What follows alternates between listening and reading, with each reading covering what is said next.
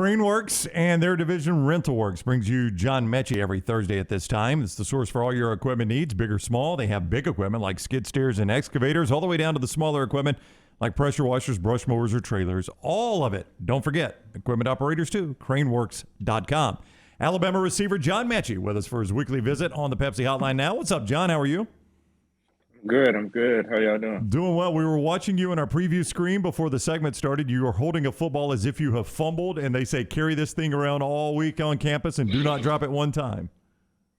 Nah. I just like to have a football in my hands. I hear you. He likes Bryce Young to see him holding that football, right, when you walk by. Hey, I also noticed you were pounding out some, is it Glacier Freeze? Was that the flavor of Gatorade? Is that your go-to? I'm a fruit punch guy. I'm not really into Gatorade, so like I have to start trying the colors to know which one's my go-to. Well, they've got it in Canada, right?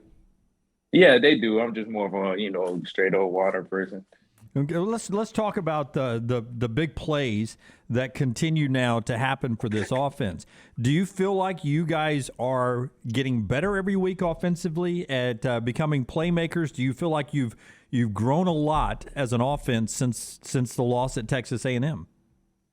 Yeah. I definitely think we continue to grow every week, continue to get better and more comfortable every week. And I also think that we've grown a lot from the beginning of the season and from Texas A&M. I think we definitely took that game as a lesson and learned from it. I would tell you that in old school times, back in the early 2000s, they would say a quarterback with not a lot of experience like Bryce, you would sort of not use the whole playbook and you would sort of bring him along slowly. As a veteran, can you tell me that with Bryce Young at quarterback, you're using the entire playbook? There's nothing off the table with Bryce at this point in the season?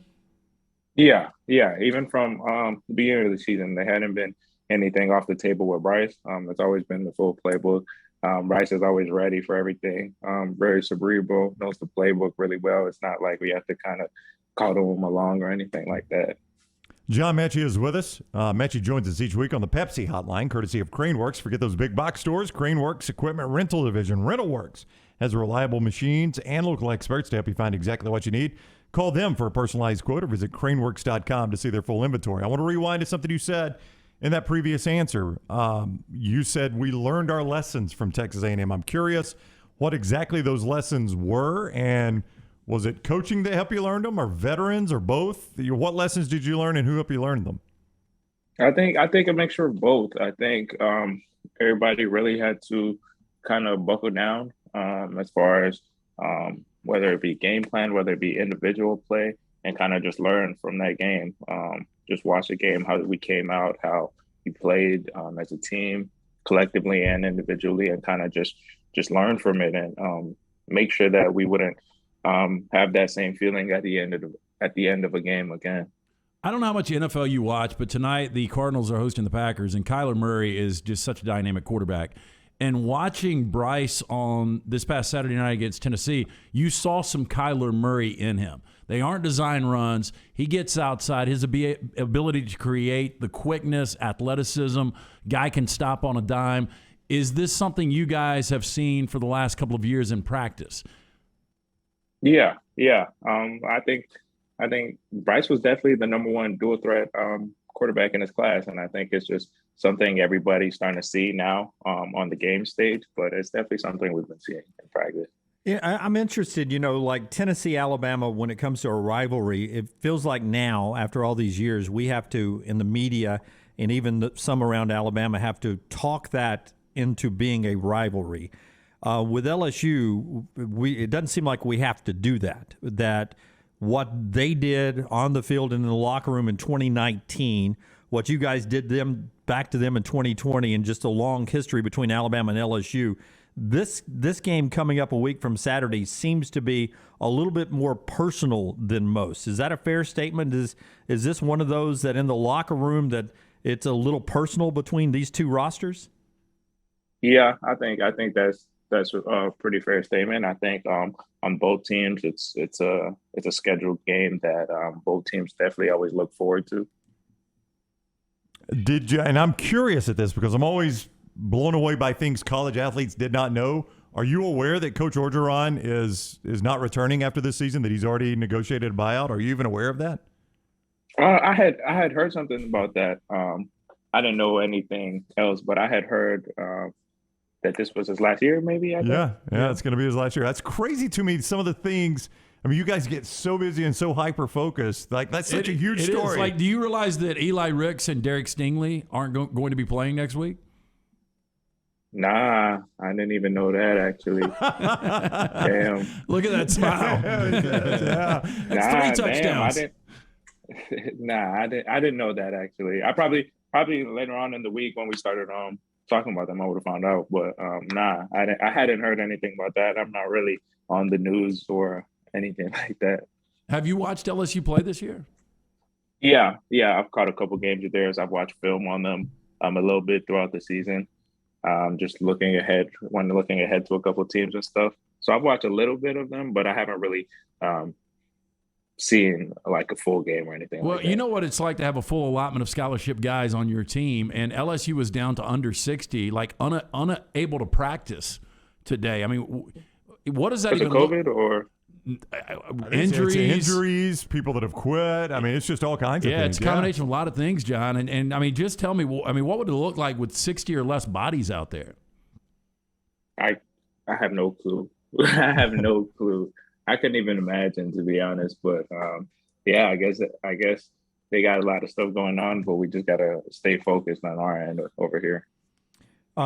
Since you started football, you may not know this since you miss all the headlines. After you sign your first NFL contract, you can actually buy a ticket and go to space now. We've got civilians going to space. Have you seen that in the headlines? Nah. Yeah. Who's doing that? Elon Musk? Yeah, exactly. Elon's doing that. Yeah. Oh, wow. Yeah. That's a real thing, or it's like just one of those things? No. Yeah. That's real. William Shatner, who you don't know because you're young, but used to play a series called Star Trek, which you don't know because you're young. But he actually went to space, and he's old. Yeah, I would suggest when you have NFL money, don't go to space. Get a yacht in the Mediterranean and invite a lot of fun people. It's a better way to spend your money. I don't know if space is my terrain. Do you do roller coasters? Do you like roller coasters?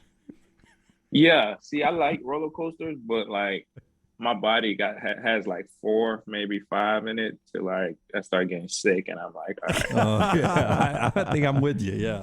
So what will you do on a bye week? I mean, no football this weekend. I mean, will you watch a bunch of football? What's on the agenda if you've even looked that far ahead? I think just relax. I think just put your feet up, put my feet up for a while, catch up on a lot of shows and movies. It's kind of hard during the week to do all of that, just have a whole day where you kind of just sit on the couch, watch some shows, play some video games. So I think a lot of relaxing, and then come back Monday and hit the ground running again.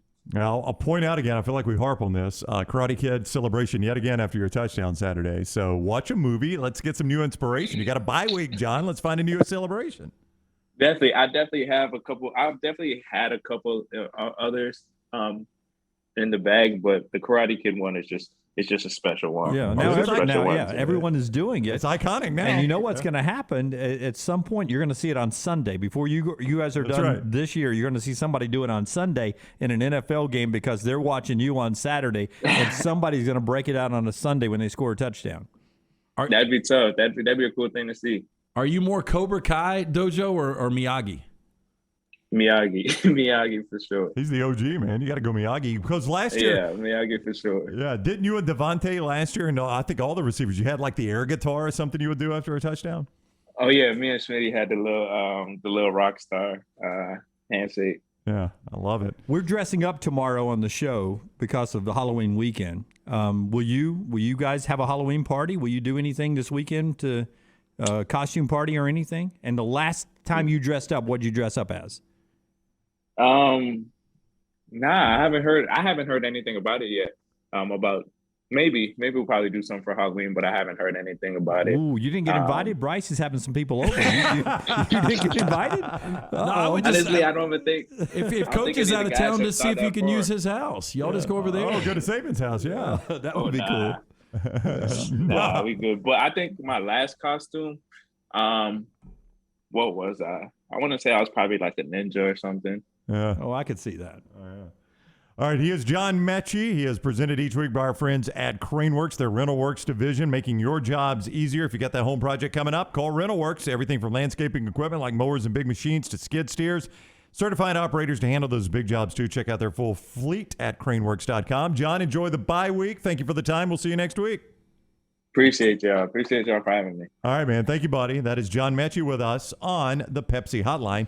He and Bo Nix presented each week by our friends at RentalWorks, the rental division of CraneWorks.